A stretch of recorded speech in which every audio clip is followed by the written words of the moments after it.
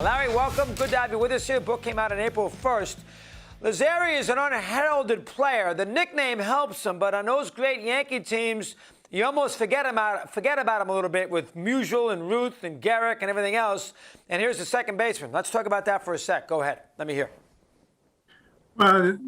What I found out, which startled me, was how celebrated Lazzeri was in his own time.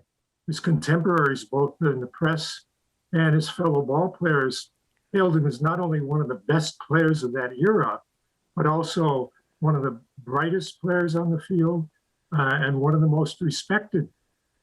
I think over time, his achievements were overshadowed by his iconic teammates, obviously Ruth, Gehrig, and later DiMaggio. But again, in his own time, and the other fact, he died in 1946 at the age of 42, which means that he's been out of the public spotlight for more than 7 decades. Not fair. And came from that hot Bay Area. A lot of players came out of that Bay Area. Lefty O'Doul, of course, famous. DiMaggio, we know about his family, his brothers, everything else. He had a couple of tremendous minor league seasons out there in San Francisco. So that was a big hotbed there in the early 1920s there. Larry, talk about that for a sec. Go ahead.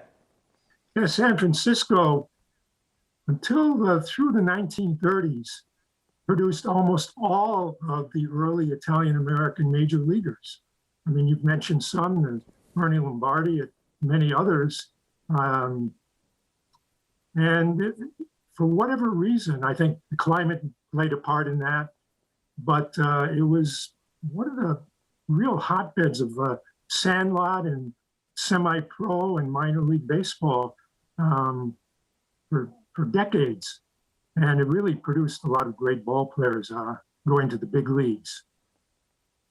Sure did. Now, we all know that, DiMaggio is quiet as can be. That 2016, Garrick's established, so is Ruth. Is Lazzeri, I know he's an epilepsy, we'll get to in a sec, but was he a quiet teammate? Did he walk in and sort of stay under the radar? How about those? I know he struck out there against Grover Cleveland in a big game late in the year in the World Series, in the big last out of the 26th World Series. But how about his personality fitting in with the Roaring Yankees and the Roaring 20s in New York? Let me hear your thoughts there. That was, one of the many surprises about Tony Lazzeri was he was very quiet. The famous quotation, interviewing Tony Lazzeri is like trying to mine coal with a nail file and a comb.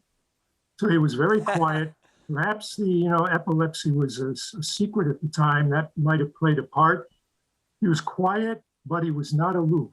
Paul Gallico, one of the major sports writers of that era, said that there was a warmth about Tony Lazzeri that was appealing and endearing. And here's, rookies at that time in 1926 were not welcomed with open arms. They were coming to take your job. There were no guaranteed contracts.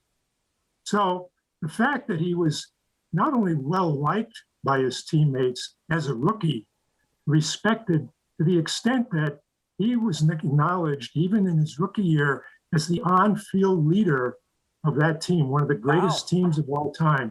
And that was true throughout his career. That was a huge surprise to me, that he was recognized as the leader of Murderers Row, even as a 22-year-old rookie. I didn't know that either. And then, of course, he sort of was the anchor of the team when DiMaggio got there 10 years later. How about the epilepsy? I know the affliction was not really known that much then.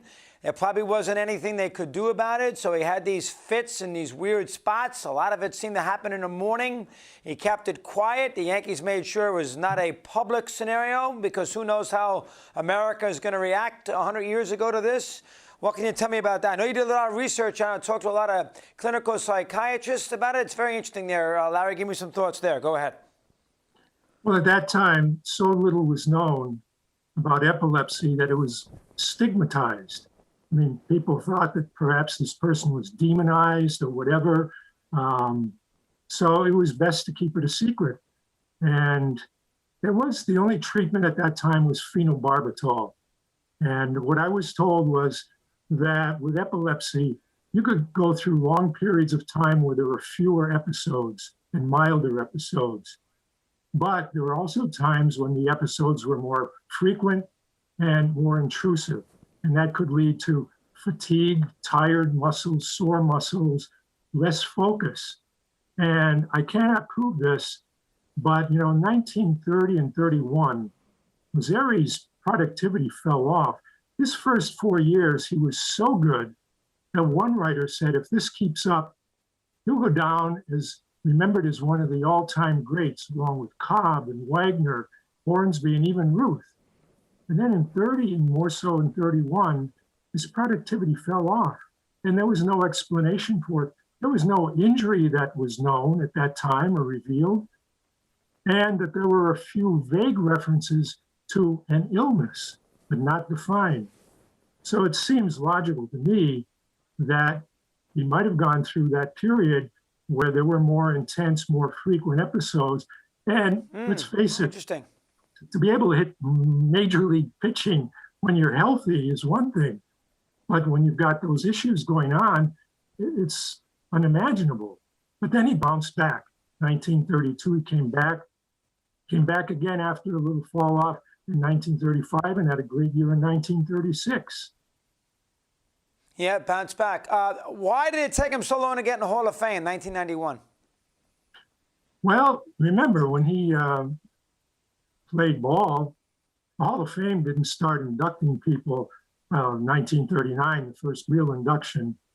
So there was a list, obviously, of the greats that had to be inducted first, the all-time greats. But then when you got past them, there were still a lot of great ball players who had to be inducted, and that took time. And at a certain point, if you didn't get the adequate number of 75% of the votes, you disappeared from the ballot.